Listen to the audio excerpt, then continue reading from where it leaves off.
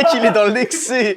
Eh bien, salut à tous et à toutes, j'espère que vous allez bien. Aujourd'hui, on se retrouve pour un petit retech, une petite review du ceinturon, tout simplement, de chez Templar Gear, le modèle PT5. Aujourd'hui, petite vidéo détente, tout simplement, et je suis pas tout seul, puisqu'aujourd'hui, en effet, je suis accompagné de... Eh bien, salut à tous les amis, c'est pas Squeezie. Bon voilà, genre, aujourd'hui on est vraiment sur la petite vidéo détente, donc quand même me présenter, moi c'est du coup Rocket, je suis éminent membre de la team de la FAD, c'est bien moi. Aujourd'hui, vous l'aurez donc compris, petite vidéo vraiment détente, accompagnée d'un petit thé, et puis avec notre cher ami Rocket, que vous voyez sûrement pour la première fois, ou en tout cas vous l'avez vu dans les vidéos, mais il était plutôt équipé, donc bah on te reconnaît pas quoi. Faut un début à tout, hein. Merci le facecam. Bah du coup, tu peux te barrer. C'est parti. Je peux ? Je t'en prie. Commençons donc de suite par les caractéristiques. Ah oui, tu es en mode, genre regarde. Non, ça va se voir en fait, mec. Mec, ça se Il essaye de mettre son anti-sèche là-dessous. Là. Donc aujourd'hui on a décidé de présenter une ceinture qu'on a du coup tous les deux acheté, enfin que j'ai acheté du coup sur les conseils de Bat. C'est toi qui m'as orienté vers ça. On était sur une Emerson Gear. Voici le bestiau qu'on avait avant, sachant qu'en plus la mienne était plus large. J'avais un petit truc en plus là qui était toujours insupportable. Donc on est vraiment parti sur un type de ceinture, les ceintures low profile. Alors du coup en boutique, cette ceinture on va pouvoir la retrouver en noir, en coyote et en multicam. En green aussi. En green, en ranger green aussi.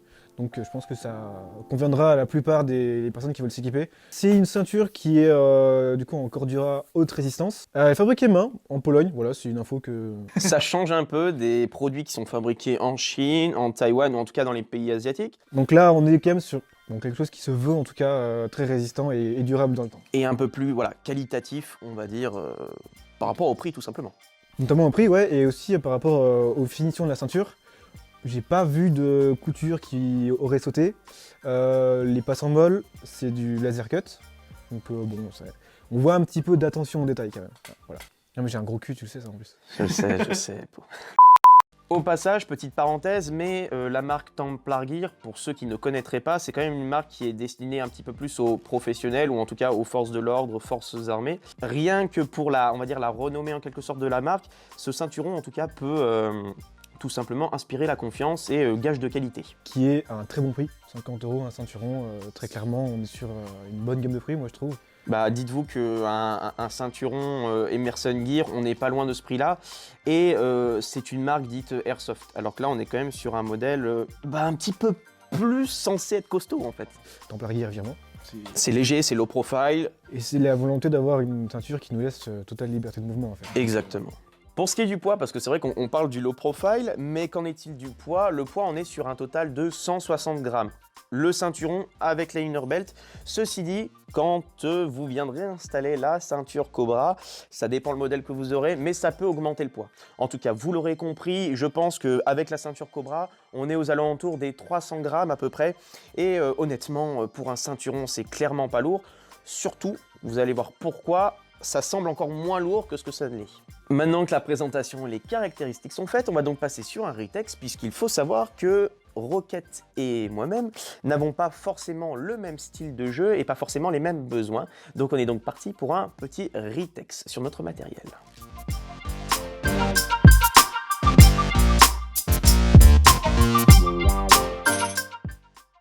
Donc Rocket, explique-nous pourquoi tu as choisi la Templar Gear en fait, puisque ton utilisation n'est pas forcément l'utilisation première à la base de la Templar justement.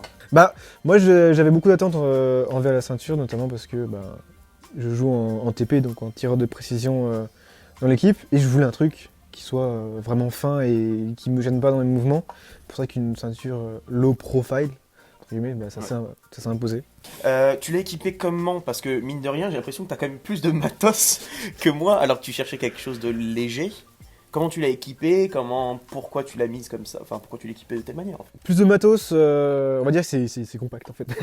Déjà, une évidence, 2 portes chargeurs, un port-chargeur pour PA, un port-chargeur pour AR. Donc c'est des Tasmanian Tiger. Les Fastmag du coup? Fastmag. Bon à savoir, c'est que les Fastmag multicalibres acceptent les chargeurs de SCAR, donc en 762. C'est pas forcément évident à trouver. Mais voilà. Moi je les trouve très pratiques. Honnêtement, je vais faire un exemple. Hein. Là, la ceinture elle a la tête à l'envers et puis les chargeurs ils tombent pas. On les a, je pense, bien malmenés. J'ai mis aussi une poche utilitaire Miltech qui me sert en tant que dump pouch et puis en tant que fourre-tout. Alors du coup, je vois que ta dump poche, contrairement un petit peu à ce qui se fait habituellement, en tout cas ce qu'on a l'habitude de voir, c'est qu'elle est un petit peu fermée avec un petit clips comme ça justement. Pourquoi la fermer et pourquoi pas la laisser ouverte un petit peu? Elle est effectivement fermée avec un double fond à l'intérieur. Okay.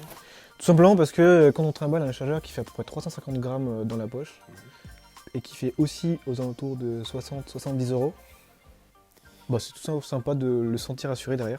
C'est sûr que ça rassure. J'ai aussi mis une petite poche Medi, comme on le voit très très bien. Tout simplement parce que ça nous arrive de nous blesser, etc.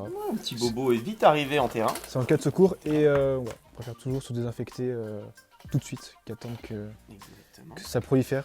Deux poches qui sont prévues pour être des poches porte-grenades de chez Giena Tactics. Pour information, pour le coup ça c'est Airsoft Entrepôt, mais la majorité en fait des poches que j'ai même sur mon gilet et sur ma ceinture, c'est trouvable en surplus militaire. C'est vrai que maintenant que tu ouvres, on va dire la parenthèse, les surplus militaires, on y va énormément en fait, tout simplement pour énormément de poches en fait. On a tendance à l'oublier, mais vous avez vraiment accès à du matériel de qualité, en général à des prix qui sont les mêmes que ceux sur l'internet. Voire même moins cher. Voire même parfois moins cher en fonction des surplus.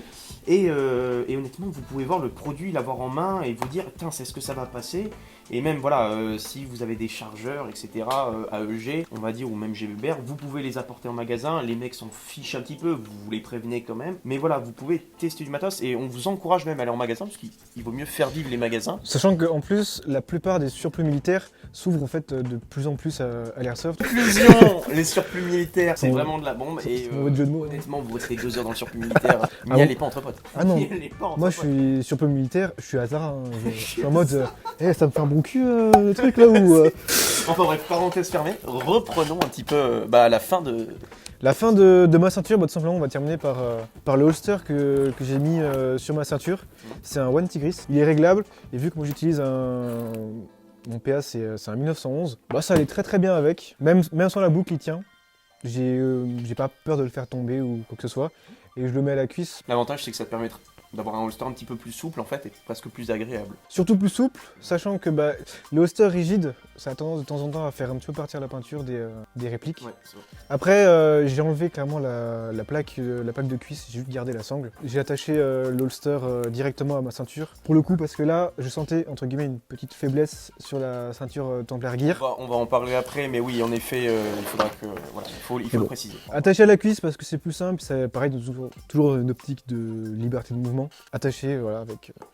Dernière chose, une ceinture, ça c'est une Helicontex, je crois. C'est solide, hein, c'est robuste, hein.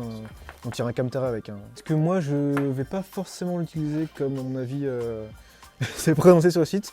Pour la bonne raison que, en général, je joue avec une soft shell ou alors je mets en fait cette ceinture-là un tout petit peu en dessous de ma ceinture de pantalon. J'ai gardé la inner belt dessus. Donc voilà pour ma configuration. Si tu veux nous montrer une configuration un peu plus portée sur l'assaut. Eh ben oui, on est parti. Didier. Donc, il faut savoir tout d'abord que je n'ai pas du tout le même style de jeu que Rocket. On n'a pas du tout le même type de matériel, de réplique et surtout pas le même rôle dans la team. Puisque je suis le squad leader de la FAT tout simplement. Donc squad leader, attention, je vous vois venir avec vos grands commentaires là. Le but du squad leader, en tout cas dans notre team, n'est pas de diriger, mais juste de guider en fait tout simplement et d'avoir quelqu'un qui puisse dire non les gars, on passe par là et tout, on s'y prend tous comme ça et puis voilà, simplement guider. Voilà. Pour ce qui est de ma ceinture, du coup, moi je suis plus assaut, je suis plus souvent à courir, à me trimballer dans tous les sens. À courir, non mais écoute-le, genre on va croire que je suis dans un buisson en train de camper moi. C'est pas entièrement faux. Donc dans mon cas, je m'en sers en fait comme elle est prévue, comme elle est faite pour. C'est-à-dire que voilà, la inner belt, moi je la mets vraiment comme une ceinture. Et le ceinturon, je viens vraiment le scratcher autour. Et avec la ceinture, bah, je viens le clipser tout simplement. Pourquoi du coup j'ai choisi la Templar Gear? Alors tout simplement, c'est par rapport à son prix. Il se trouve que j'étais très intéressé par le ceinturon, un petit peu dans le même système, un petit peu dans la même façon de fonctionner avec une inner belt. Simplement, voilà, j'étais intéressé par la Frog Pro. Sauf que la Frog Pro, c'est environ 120 € et la inner belt, c'est 30 €. Ça pique un peu, quoi. Et étant donné que personnellement je suis étudiant, je n'ai pas forcément les moyens, on va pas se mentir, de me payer de ce genre de matos. Toutefois, j'aime, quand je le peux, me payer du matériel de qualité. C'est pour ça que je suis parti chez Templar Gear, puisque c'est une marque low profile que j'apprécie tout particulièrement. On n'est pas obligé forcément de payer 150 € pour avoir de la qualité. Exactement, voilà. Il faut pas extrapoler non plus. On peut arriver à trouver des choses. Il y a des choses qui se font pour des prix très corrects. Donc ce ceinturon, l'avantage, c'est que vraiment, pour le coup, dans mon cas, c'est vrai qu'une fois scratché, en fait, déjà, d'une part, je vais pas forcément le sentir autour de la taille. Je vais sentir qu'il y a un petit peu de poids, mais ça va vraiment pas être gênant. Surtout, dès que je vais courir, ça va pas branque-boller dans tous les sens, là. Ça va pas bouger, ça va pas remonter. Le ceinturon ne va pas remonter. Il est vraiment fixe à mes hanches, en fait, en quelque sorte. Rien qu'avec ça, dès que je me penche, voilà, à droite ou à gauche, à l'avant, à l'arrière, que je vais me mettre à ramper, le ceinturon ne bouge pas, il va pas remonter, il va pas se pencher à droite à gauche, il n'y a pas forcément de déséquilibre, parce qu'il y a des moments, vu que je suis droitier, mes porte-chargeurs sont sur la gauche, et tout simplement ça crée un déséquilibre, ce qui fait que le ceinturon, même à l'état naturel, il était comme ça. C'est pas agréable du tout. Donc là au moins, j'ai quelque chose de fixe, qui ne bouge pas, peu importe les actions que j'effectue, et c'est pour ça que j'ai choisi en fait ce type de ceinturon. Comment je l'ai équipé? Du coup, alors, pas du tout de la même manière que toi, même si ça y ressemble. Dans un premier temps, sur le côté gauche, puisque je suis droitier, j'ai installé, si ça ne tombe pas, j'ai installé 2 porte-chargeurs PA, un chargeur ASSO, tout simplement, Stanag. Porte-chargeur, j'ai du G-Code pour le coup. Honnêtement, ça tient quand même vachement bien. Bien que c'est vrai que j'apprécie les Tasmanian Tiger. Pourquoi pas à essayer à l'occasion, puisque tu en as un. Bah, je trouve que les Tasmanian Tigers sont un peu plus fines que celles-là qui prennent beaucoup de place. Plein de... Ok. Je peux même faire dégazer mon père. Un porte-chargeur Stanag, donc Tasmanian Tiger aussi, comme Rocket. Parce que je vous le dis, hein, mais sur mon gilet, mon porte-plaque, j'ai les mêmes. Et c'est juste une tuerie, ces chargeurs. Enfin, ça fait 3 ans que je l'ai, ça fait 3 ans que je fais n'importe quoi avec. Et ça ne bouge pas, ça tient les chargeurs. Même les chargeurs de G36 GBBR que je possède. Et les chargeurs font 600 grammes. Et même à l'envers, ça ne tombe pas. Donc, je suis safe. Tasmanian Tiger virement. Ok, donc sur ceinturon, à part tout ça, j'ai mis une dump poche à l'arrière ouverte, contrairement à notre chère Rocket, complètement ouverte. Alors j'avais fait une vidéo pour ceux qui suivent notre page Insta, c'est une dump poche de merde. Voilà, c'est du Emerson Gear, je vais pas vous mentir, mais c'est de la merde. Là, pour le coup, ouais, non, enfin, le tissu à l'intérieur qui est censé retenir les chargeurs, quand je mettais mes chargeurs dedans, il m'emmerdait plus qu'autre chose. Et puis, il a fini par complètement se déchirer. Donc, je l'ai en attendant, mais j'attends qu'une chose, c'est de racheter une nouvelle dump poche. Je pense, pour le coup, pareil, avec une petite fermeture, mais plus à scratch. Avec ce type de poche, en fait, c'est marrant, mais je suis pas forcément des plus sereins avec. J'ai l'impression que quand je cours, mes chargeurs sautent. Sur le côté droit, mais plus au niveau de l'arrière, j'ai envie de dire, au niveau de la fesse droite, j'ai 2 porte-chargeurs Condor, cette fois-ci fermés, tout simplement pour mettre de bibi-loader. L'avantage, c'est que j'en ai un avec une adaptation pour les chargeurs de PA et un pour mes chargeurs, tout simplement, Stanag de M4, enfin de ma HK416. Sur le côté droit, pour finir, j'ai donc mon holster rigide pour mettre mon Glock 17W avec ma petite lampe, voilà. Glock d'ailleurs que j'aimerais changer à l'avenir, mais voilà, j'aimerais bien repartir sur un Glock 17, si possible en CO2 pour pouvoir jouer en hiver tout simplement, parce que j'adore le GBB et de ne pas pouvoir jouer en hiver avec, ou même pour les entraînements, c'est très frustrant. J'ai fait sortir pour le coup mon ceinturon type Cobra, voilà, pour faire passer tout simplement mon holster qui viendra ici. Holster au passage, il y a une plaque de cuisse qui est un petit peu déportée. L'avantage, c'est qu'au moins je l'ai pas à la ceinture, donc je suis pas emmerdé forcément avec mon gilet et les poches que j'ai dessus. Et l'avantage, en fait, c'est le compromis entre le holster avec une plaque de cuisse et le holster ceinture. C'est vraiment l'entre-deux et c'est juste, à mon sens, c'est quelque chose que j'apprécie énormément. Et enfin, voilà, ce sera tout. À la fin, en général, c'est vrai que j'ai tendance à mettre un mousqueton FMA pour porter mes gants ou même du scotch électricien, par exemple. On a tous le mousqueton sur la ceinture. Bon, c'est ça. C'est une config qui est plutôt légère. J'ai pas envie de m'emmerder avec énormément de poches, de matériel ou quoi qui, dans la pratique de l'airsoft, ne me serviront pas. Donc, au moins, j'ai quelque chose de léger mais qui me permet de pas trop encombrer mon JPC.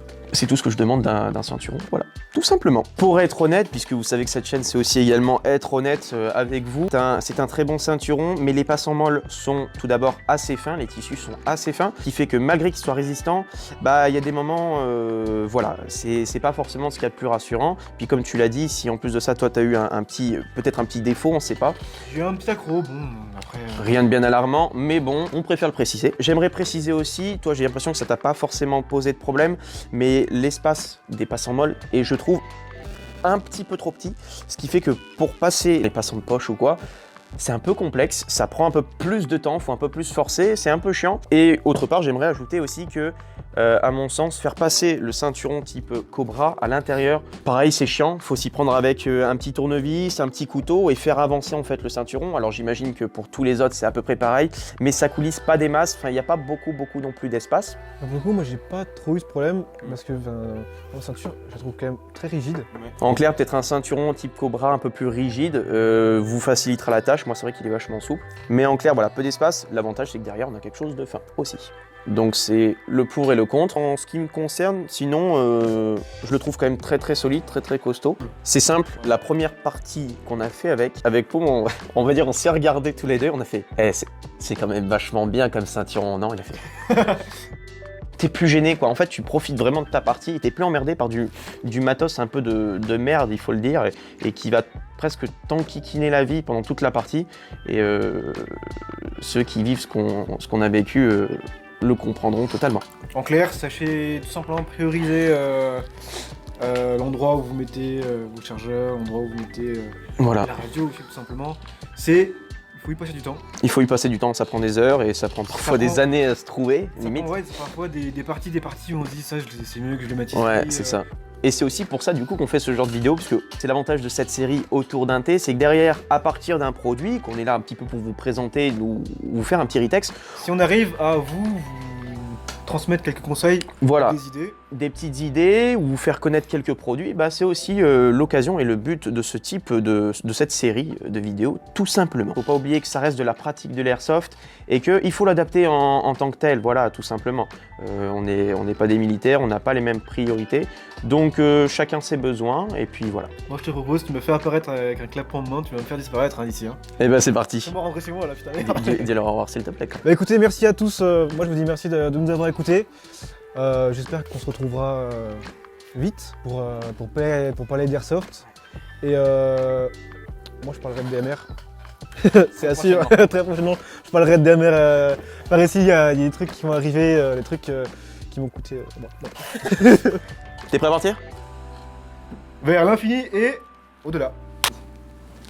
Bon bah écoutez, voilà, c'est la fin de cette vidéo, j'espère qu'elle vous aura plu. Comme d'hab, n'hésitez pas à liker la vidéo si elle vous a plu et si elle vous a détendu. C'est vraiment un format ultra détente, comme vous avez pu le voir. On est vraiment là pour déconner et pour ne pas se prendre la tête, tout simplement. N'hésitez pas à vous abonner pour avoir plus de contenu et plein d'autres contenus en fait totalement différents sur cette chaîne. C'est vrai qu'on commence de plus en plus à s'ouvrir.